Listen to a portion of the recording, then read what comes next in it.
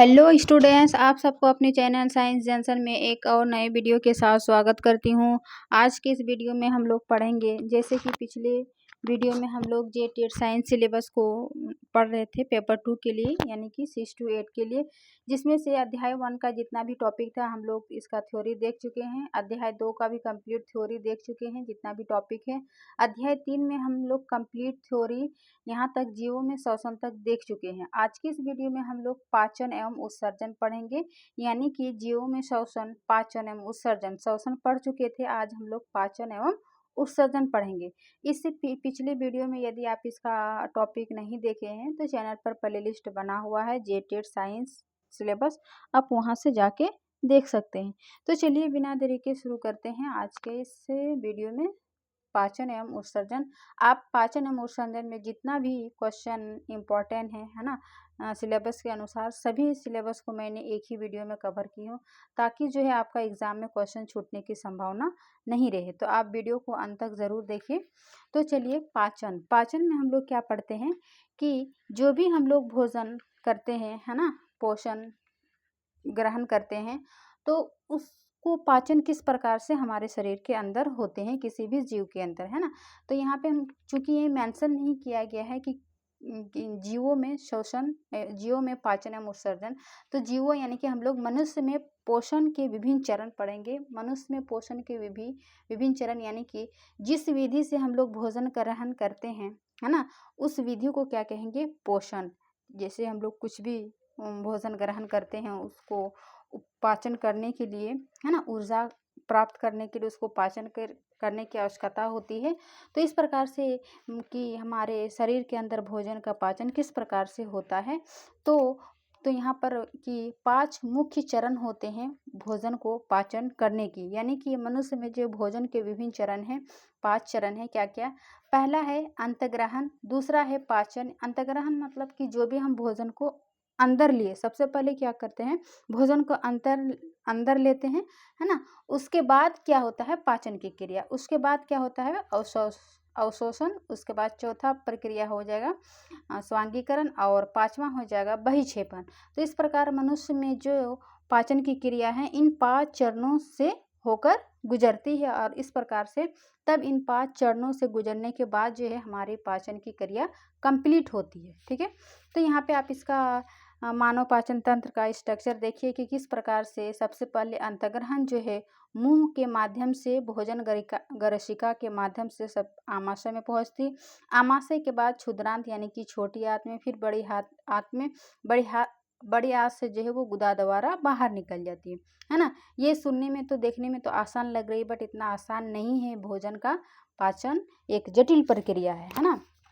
उसको विभिन्न अग्नाशय रस से, जठर ग्रंथि, इन सभी से रस निकलती है, और उन माध्यमों से जो है जटिल पदार्थों को सरल पदार्थों में तोड़ते हैं। ठीक है, तो सबसे पहले हम लोग जो पहला चरण देखे थे अंतःग्रहण, यानी कि अंतःग्रहण में क्या क्या आ गया, मुंह आ गया, जो कि भोजन सबसे पहले मुंह के माध्यम से अंदर लेते हैं।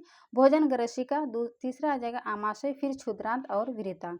अब इन्हीं का जो है बारे में पढ़ेंगे कि मुंह से जो है भोजन को क्या करते हैं, मुंह के माध्यम से पहले क्या करते हैं, भोजन का अंतग्रहण करते हैं। उसके बाद मुंह में ही दांत और जिह्वा है, तो दांत का क्या काम है, भोजन को चबाना। क्योंकि हम लोग जटिल पदार्थ को भोजन के रूप में लेते हैं, उसको छोटे छोटे अणु में चबाना, पीसना, काटना, ये सभी किसका काम है, दांत का। यानी कि हमारे मुंह के अंदर जो दांत है, उन दांत में भी 4 प्रकार है, इंसीजर, कैनाइन, प्रीमोलर और मोलर। तो सभी 4 प्रकार के दांतों में अलग अलग कार्य है, किसी का काटना, चीरना, फाड़ना, चबाना, है ना। तो भोजन जैसे अंतग्रहण मुंह के माध्यम से लिए, तो उसको दांत क्या किया, भोजन को चबाया। फिर जिह्वा क्या किया, भोजन को लार के साथ पूरी तरह से मिलाना। ठीक है, और लार में ही लाला ग्रंथि है, जो कि लार एमाइलेज नामक एंजाइम होती है। ये क्या करते हैं, स्टार्च को माल्टोज शर्करा में चेंज करते हैं ना। ये क्या है, स्टार्च को माल्टोज शर्करा में कौन चेंज कर रहा है, तो एमाइलेज एंजाइम। और एमाइलेज एंजाइम कहाँ पाए जाते हैं, ये लाला ग्रंथि में। ठीक है, तो ये कहाँ है, हमारे मुंह में, है ना, लार में जो पाई जाती है, जो भोजन को पूरी तरह से मिलाने का कार्य करते हैं। तो इस प्रकार जो भोजन को अंतर्ग्रहण किए, तो सबसे पहले मुंह का जो फंक्शन, जो भी मुंह में फंक्शन हो रही है उनको हम लोग पढ़े। उसके बाद मुंह से आगे कहाँ बढ़ा, भोजन ग्रसिका में। तो भोजन ग्रसिका में क्या क्या, मुंह से आमाशय तक भोजन ग्रसिका की कर्माकुंचन गति द्वारा ले जाया जाता है। यानी कि जब मुंह में भोजन अंदर गया तो वो ग्रसिका तक कैसे पहुंचा, कर्माकुंचन गति से। ये इम्पोर्टेंट क्वेश्चन है। कर्माकुंचन गति कई भी, मतलब कि कई कंपटीशन एग्जाम में पूछा गया है कि भोजन का जो ग्रसिका तक, आमाशय तक पहुंचना या ग्रसिका तक पहुंचना, तो किस गति के माध्यम से जो भोजन आगे बढ़ती है। तो कर्माकुंचन गति, है ना, पेरिस्टेलिक मूवमेंट द्वारा जो है भोजन आगे बढ़ती है। मुंह से आमाशय तक भोजन ग्रसिका की कर्माकुंचन गति द्वारा ले जाया जाता है। तो यहाँ तक समझे मुंह और ग्रसिका। अब कहाँ आया, आमाशय में। तो आमाशय का क्या फंक्शन होगा कि आमाशय में जो है वो जठर ग्रंथियां पाई जाती है और इनमें से 3 प्रकार के एंजाइम है ना, जठर ग्रंथिया में। ये क्या है, एक पेप्सिन है और दूसरा HCl है यानी कि हाइड्रोक्लोरिक अम्ल, और तीसरा श्लेष्मा। यानी कि आमाशय में जठर ग्रंथिया में हम लोग 3 प्रकार के देखते हैं, पेप्सिन, हाइड्रोक्लोरिक अम्ल और श्लेष्मा। पेप्सिन क्या है, यह एक पाचक एंजाइम है जो क्या करते हैं, प्रोटीन का पाचन करते हैं। ऐसे याद रखना है कि आमाशय में जठर ग्रंथि है, जठर ग्रंथि एक पेप्सिन नामक एंजाइम प्राप्त होती है जो क्या करते हैं, प्रोटीन का पाचन करते हैं। पी से पेप्सिन और पी से प्रोटीन का पाचन करते हैं। इस प्रकार से याद रखना है। दूसरा जठर ग्रंथि से निकलने वाला ये हाइड्रोक्लोरिक अम्ल है। ये क्या करते हैं, अम्लीय माध्यम तैयार करता है जो कि पेप्सिन की क्रिया में सहायक होता है। यानी कि पेप्सिन की क्रिया जो क्या कर रहा था, प्रोटीन का पाचन कर रहे थे, है ना, उसको ये हेल्प करता है। कौन, HCl अम्ल, है ना, और ये अम्लीय माध्यम तैयार करता है। यानी कि भोजन को अम्लीय माध्यम तैयार करता है और जो कि पेप्सिन की क्रिया में सहायक होता है। ठीक है, तो इस प्रकार से हम लोग पेप्सिन और HCl का कार्य को देखिए। तीसरा क्या है, श्लेष्मा। श्लेष्मा क्या करते हैं कि जो आमाशय की आंतरिक अवस्थर है कि अम्ल से रक्षा करता है। यानी कि आमाशय के ये जो अस्तर है, दीवार है, इसको क्या करते हैं, अम्ल से रक्षा करते हैं। तो ये आमाशय के दीवारों में, आंतरिक अस्तर में भी पाए जाते हैं श्लेष्मा, जो कि आमाशय अम्ल से रक्षा करती है। तो इस प्रकार जठर ग्रंथि में, आमाशय में हम लोग क्या देखें, जठर ग्रंथि में पेप्सिन नामक पाचन एंजाइम है जो प्रोटीन का पाचन कर रही है। दूसरा है HCl हाइड्रोक्लोरिक अम्ल। ये क्या करते हैं, अम्लीय माध्यम तैयार करते हैं और प्रोटीन के क्रिया में भी हेल्प करते हैं। तीसरा श्लेष्मा जो कि आमाशय के आंतरिक स्तर में पाए जाते हैं जो अम्ल से रक्षा करती है। ठीक है, हो गया। अब आमाशय तक मुंह हो गया, ग्रसिका हो गया, आमाशय। आमाशय से अब कहाँ आएगी, छोटी आंत में, है ना, क्षुद्रांत में।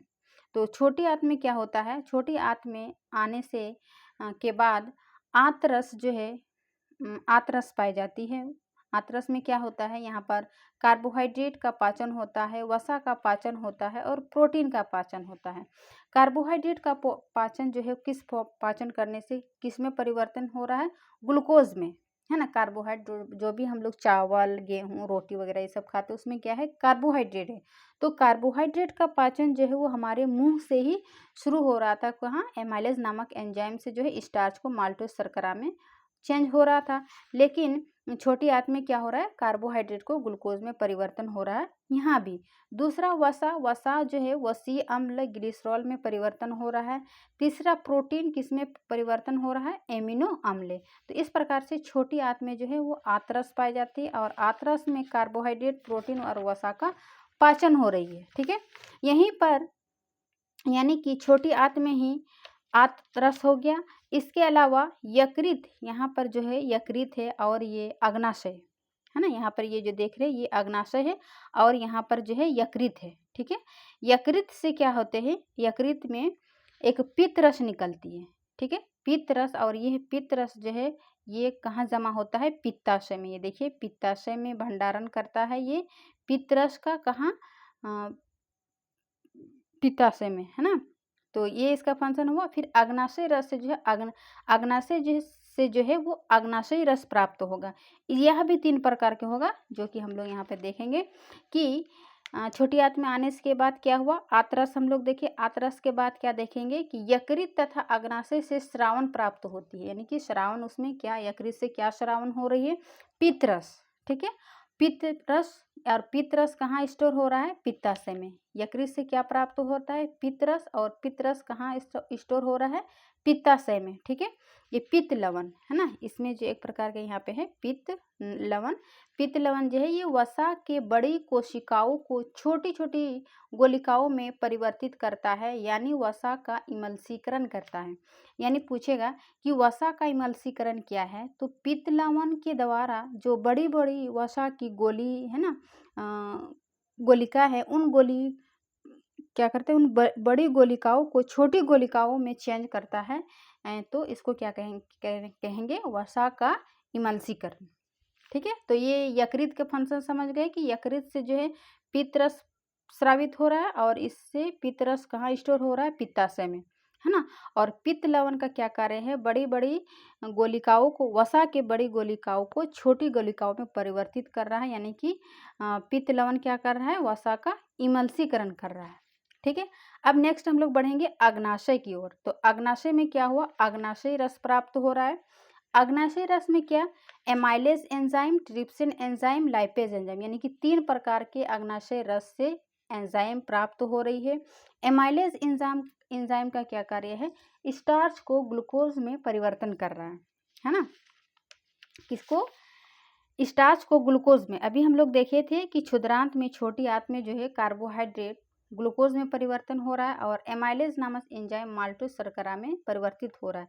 यहाँ पे एमाइलेज नाम है, यानी कि स्टार्च को ग्लूकोज में परिवर्तन हो रहा है, और ट्रिप्सिन नामक एंजाइम जो है वो प्रोटीन को पेप्टोन में परिवर्तन कर रहा है। ठीक है, लाइपेज एंजाइम क्या कर रहा है, वसा को वसा अम्ल में परिवर्तन कर रहा है। तो इस प्रकार से अग्नाशयी रस से 3 प्रकार के एंजाइम याद रखना, और तीनों एंजाइम का कार्य याद रखना है। ठीक है, उसके बाद हम लोग छोटी आंत का ये कार्य हो गया। अब हम लोग आएंगे छोटी आंत से कहाँ, जितना भी छोटी आंत का कार्बोहाइड्रेट, प्रोटीन, वसा का पाचन होना था, ये सभी क्रिया अग्नाशयी रस और पित्त रस से जो है ना, वो पाचन क्रिया हो गई। अब हम लोग कहाँ आएंगे, वृहदांत, यानी कि बड़ी आंत में। ठीक है, बड़ी आंत का क्या कार्य है, इसमें पाए जाते हैं दीर्घरोम। दीर्घरोम इस प्रकार का संरचना होती है, अंगुली नमी संरचना। ये क्षुद्रांत में ही हम लोग क्या पढ़ेंगे, दीर्घरोम, जिसको भिलाई कहेंगे। ये अंगुली जैसे संरचना होती है, अंगुली जैसे संरचना रहती है। इस अंगुली जैसे संरचना का क्या कार्य है कि यह अवशोषण का सतही क्षेत्रफल बढ़ा देते हैं। अवशोषण यानी कि जो भी छोटी आंत में पाचन हुआ उसको क्या करेगा, अब हमारे शरीर में एब्जॉर्ब करेगा, अवशोषित करेगा। तो ये अवशोषण का क्षेत्र जो है वो क्षेत्रफल बढ़ा देता है, कौन, दीर्घरोम। ठीक है, जो कि बड़ी आंत में पाए जाते हैं। अब नेक्स्ट है कि दीर्घरोम में रुधिर वाहिकाओं से जुड़ा होता है। ये जो दीर्घरोम है रुधिर वाहिकाओं से जुड़ा होता है, जो भोजन को अवशोषण कर शरीर के विभिन्न कोशिकाओं तक पहुंचाता है। यानी जो भी छोटी आंत में भोजन पाचन हुआ, वो बड़ी आंत में ये दीर्घरोम जो है अवशोषण क्षेत्रफल को बढ़ा देता है, और ये दीर्घरोम जो है रक्त वाहिकाओं से जुड़ा होता है, जो इसके माध्यम से जो भी अवशोषित भोजन है उसको शरीर के विभिन्न कोशिकाओं तक पहुंचा देती है। ठीक है, तो इस प्रकार से दीर्घरोम, बड़ी आंत में जो दीर्घरोम पाए जाते हैं उसका ये कार्य हो गया। ठीक है, अब ये बड़ी आंत का ही कि बृहदांत मतलब बड़ी आंत में दीर्घरोम जल का अवशोषण करता है तथा अपचित भोजन को गुदा द्वारा शरीर से बाहर कर दिया जाता है। ये दीर्घरोम का कार्य हो गया। अब जो भी बचा अपचित भोजन है ना, पचा हुआ भोजन दीर्घरोम रक्त वाहिकाओं के माध्यम से शरीर के विभिन्न भागों तक पहुंच गया। अब क्या बच गया, जो अपचित, जो भोजन नहीं पचा है, ठीक है, तो वह अपचित भोजन को गुदा द्वारा, ये क्या है, गुदा द्वारा शरीर से बाहर कर दिया जाता है, और गुदा और हनी द्वारा वज्र पदार्थ को बहिक्षेपण के लिए कंट्रोल किया जाता है। जो कि हम लोग भोजन के विभिन्न 5 चरण जो पढ़े थे वही है ना। सबसे पहले अंतग्रहण, पाचन हुआ छोटी आंत में, अवशोषण हुआ, स्वांगीकरण हुआ, फिर बहिक्षेपण यानी कि गुदा द्वारा जो भी अपचित पदार्थ है वो गुदा द्वारा बाहर निकल गया। तो इस प्रकार से जो है जीवों में क्या है, पाचन है ना, जीवों में पाचन की क्रिया कंप्लीट होता है। इसका नेक्स्ट टॉपिक है उत्सर्जन। ठीक है ना, उसको भी हम लोग एक ही में कवर कर लेते हैं। क्या है, पाचन हो गया। उत्सर्जन, उत्सर्जन क्या है? अब देखो मनुष्य में जो भी हमारे भोजन में शरीर में अपशिष्ट पदार्थ है ना, अपशिष्ट पदार्थ, उसको बाहर निकलना क्या कहलाता है? उत्सर्जन कहलाता है। ठीक है, यहाँ पे देख सकते हैं, 1 मिनट देखिए, उत्सर्जन। अब उत्सर्जन का नाम सुनते ही ये हमारे स्ट्रक्चर माइंड में आ जाता है, मानव उत्सर्जन तंत्र, यानी कि वह जीव प्रक्रम जिसमें उपापचयी वर्ज्य पदार्थों को निष्कासन होता है, उत्सर्जन कहलाता है। जो भी हमारे पास शरीर से एक्स्ट्रा पदार्थ बाहर निकलते हैं, उसको उस निष्कासन होता है, उसको क्या कहेंगे? उत्सर्जन कहेंगे। ठीक है ना, ये हम लोग मनुष्य और प्लांट दोनों में देखेंगे। उत्सर्जन जैसे कि पसीना हो गया, मल मूत्र हो गया, ये सभी क्या हमारे शरीर के अपशिष्ट पदार्थ है, उसको बाहर निकलना आवश्यक है। इन्हीं अपशिष्ट पदार्थों का निष्कासन होना क्या कहलाएंगे? उत्सर्जन। अब चूंकि उत्सर्जन हो गया, तो उत्सर्जन किस अंग के माध्यम से हो रहा है, उस अंगों में जो हम लोग उत्सर्जन तंत्र के बारे में पढ़ेंगे। ठीक है, तो सामान्यतः इसमें क्या होता है? एक जोड़ा वृक्क यानी कि एक जोड़ा किडनी होता है मानव उत्सर्जन तंत्र में, एक जोड़ा मूत्रवाहिनी होती है और एक मूत्राशय होता है, जहाँ पर मूत्र जो है स्टोर होता है, और ये मूत्र मार्ग के माध्यम से बाहर निकल जाती है। तो हम लोग उत्सर्जन में क्या पढ़ेंगे? मानव उत्सर्जन तंत्र। तंत्र में हम लोग जितना भी अंक आया उत्सर्जन में, उन सभी को हम लोग यहाँ पर देखेंगे। ठीक है, तो उत्सर्जन हम लोग देख लिए कि वह जीव प्रक्रम जिसमें उपापचयी वर्ज्य पदार्थों को निष्कासन होता है, उत्सर्जन कहलाता है। इसमें सबसे पहले क्या आया? एक जोड़ा वृक्क, यानी कि दायां वृक्क और बायां वृक्क, किडनी।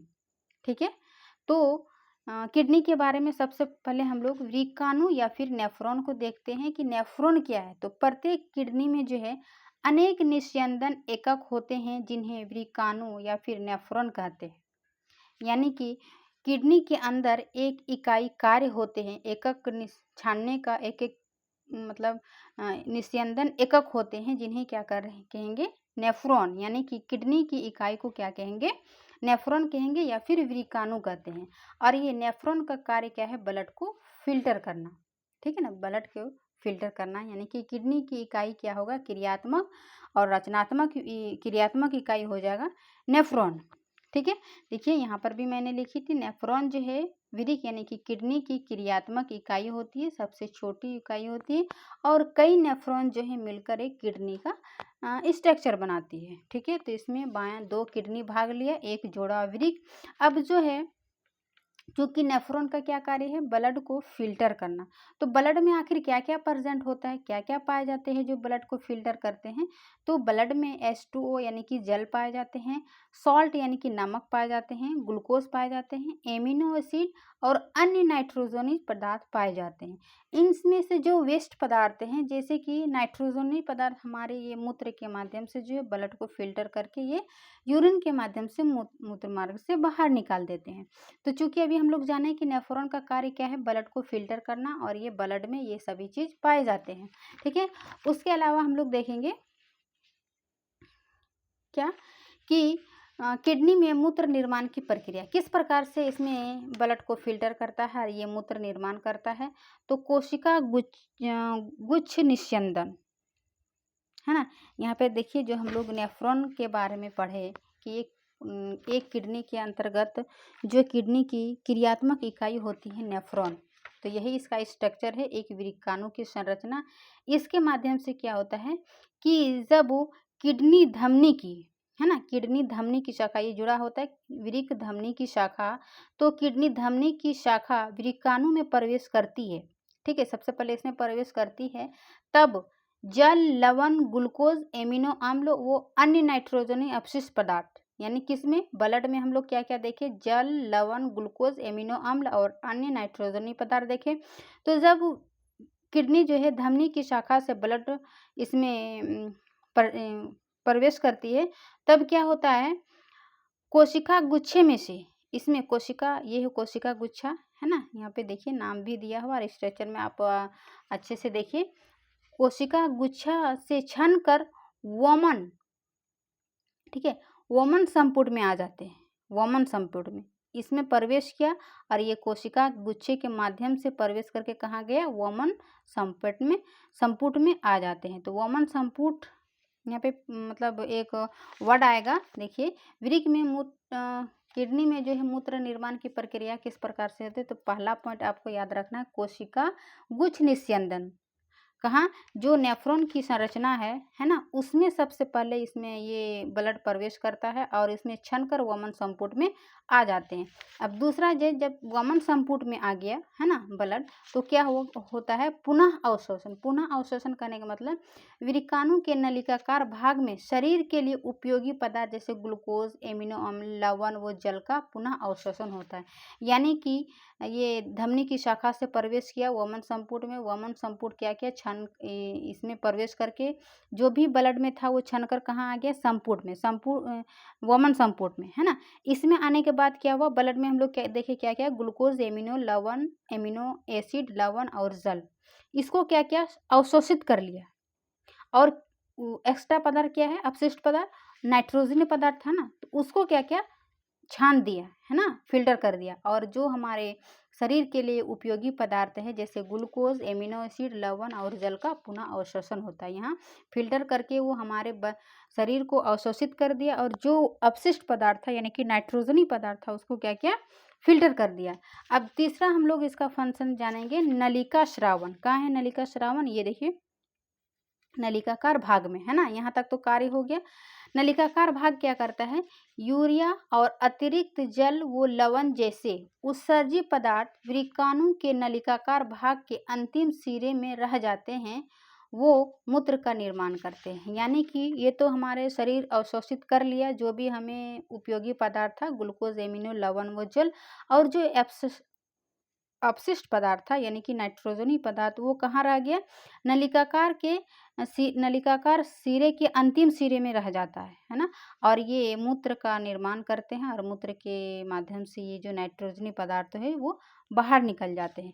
तो इस प्रकार से जो है ये किडनी का क्रियात्मक इकाई नेफ्रॉन था। तो नेफ्रॉन किस प्रकार से कार्य करने के बाद जो है वो मूत्र वाहिनी के माध्यम से मूत्राशय में स्टोर होता है, और मूत्राशय जो है समय समय पर जब इसको ज़रूरत पड़ती है तो ये मूत्र मार्ग के माध्यम से जो है बाहर निकल जाते हैं। तो इस प्रकार हमारे ब्लड में जो उपयोगी पदार्थ हैं उसको छानकर अवशोषित कर लिया, जो अपशिष्ट पदार्थ है उसको क्या किया, उसको फिल्टर कर दिया, है ना, वमन संपुट।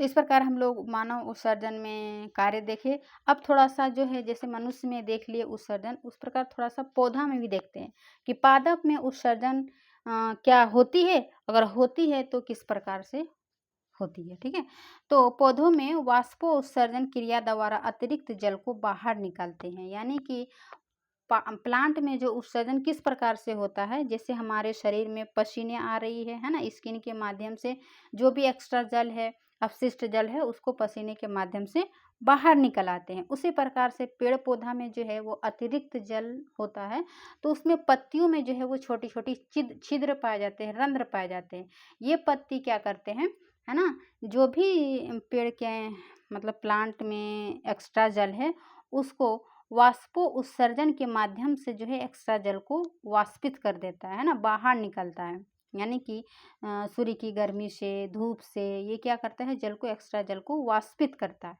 वाष्पोत्सर्जन। तो पौधों में वाष्पोत्सर्जन क्रिया द्वारा अतिरिक्त जल को बाहर निकलते हैं। यदि पौधा अतिरिक्त जल को वाष्पोत्सर्जन नहीं करेगा, ट्रांसपिरेशन नहीं होगा, तो क्या होगा, पौधा जो है वो सड़ जाएगा, गल जाएगा एक्स्ट्रा जल के कारण। तो इसीलिए पादप में भी उत्सर्जन की क्रिया होती है। तो सबसे पहले हम लोग पौधों के पत्तियों में देखिए कि वाष्पोत्सर्जन यानी कि ट्रांसपिरेशन क्रिया द्वारा जो है जो भी अतिरिक्त जल है उसको वाष्पित होकर बाहर निकलते हैं। ठीक है, इसके अलावा अनेक पादप अपशिष्ट उत्पाद कोशिकीय रिक्तिकाओं में इकट्ठा होते हैं। कुछ कुछ पादप में जो है उसके कोशिका के जो रिक्त स्थान होते हैं वहाँ पर ये अपशिष्ट पदार्थ इकट्ठा होते हैं, जमा होते हैं। जैसे झड़ने वाले पत्तियों में भी अपशिष्ट उत्पाद संचित रहते हैं, है ना, जो पत्तियां झड़ रही है उसमें भी जो है अपशिष्ट उत्पाद संचित रहते हैं, और कुछ अपशिष्ट उत्पादों को अपने आसपास की मृदा में उत्सर्जित कर देते हैं। ठीक है। और पादप में जो है अन्य पादप रेजिन तथा गोंद के रूप में पुराने जाइलम में संचित रहता है। ये इम्पोर्टेंट है कि प्लांट के जो उत्सर्जी पदार्थ है ये रेजिन हो गया, जैसे कि देखिएगा पेड़ की छालों में कभी कभी इस प्रकार से गोंद रेजिन है ना, इस प्रकार से जमा हो जाता है रबड़। तो रेजिन तथा गोंद के रूप में पुराने जाइलम में स्टोर रहता है। ये पादप की उत्सर्जी पदार्थ है, ठीक है। तो इस प्रकार से हम लोग देखें कि पत्तियों के माध्यम से एक्स्ट्रा जल को बाहर निकल रहा है ट्रांसपीरेशन के माध्यम से, वाष्पोर्जन के माध्यम से, और दूसरा जो है वो गोंद रेजिन के रूप में अपशिष्ट पदार्थ जमा हो जाता है, ठीक है। तो पादप में भी हम लोग उत्सर्जन देख लिए और मनुष्य में भी उत्सर्जन देख लिए, और क्या कहते हैं पाचन के बारे में हम लोग कंप्लीट पढ़ रहे हैं। तो आज की इस वीडियो में सिलेबस के अनुसार जो भी टॉपिक था पाचन एवं उत्सर्जन, उसको हम लोग कंप्लीट कवर किए हैं, और आशा करती हूँ कि इस टॉपिक और चैप्टर से जो है एक भी क्वेश्चन छूटने की संभावना नहीं रहेगी। मैंने 100% कंटेंट के साथ आपको पढ़ाई हूँ, वन शॉट वीडियो, यानी कि एक ही वीडियो में सारा कंटेंट आपको दी है। आप स्ट्रक्चर दिमाग में रखिएगा। यदि आपको एक बार में समझ में ना आए तो वीडियो को पॉज करके देखिए, या फिर 1 से 2 बार देखिए, है ना, 1 से 2 बार देखिए, तो आपको काफ़ी जो है वो समझ में आ जाएगा। तो चलिए, आशा करती हूँ आज की यह वीडियो जो है वो अच्छी लगी होगी। अच्छी लगी तो लाइक कीजिए, अपने दोस्तों के साथ शेयर कीजिए, और यदि चैनल पे नए हैं तो चैनल को सब्सक्राइब करिए। जल्द ही मिलते हैं इसके अध्याय 4 में, यानी कि अध्याय 4 में है मापन, गति, बल, घर्षण एवं गति। देखिए अध्याय 4 एक चैप्टर दिया हुआ है, लेकिन इसमें मापन, यानी कि मापन का हमें कंप्लीट एक चैप्टर देखना है। ये चैप्टर अलग अलग नहीं दिया, एक ही चैप्टर में टॉपिक कर दिया, बट इस टॉपिक से जितने भी इम्पोर्टेंट क्वेश्चन है, जितने भी कंटेंट बनने का संभावना रहेगा, उन सभी कंटेंट को मैंने एक ही वीडियो में लेकर आऊँगी मापन में। तो अगले वीडियो के लिए आप लोग चैनल को सब्सक्राइब करके रखिए, ताकि जब भी मैं वीडियो बनाऊँ आप तक सबसे पहले पहुँचे। चलिए मिलते हैं नेक्स्ट वीडियो में, तब तक के लिए थैंक यू।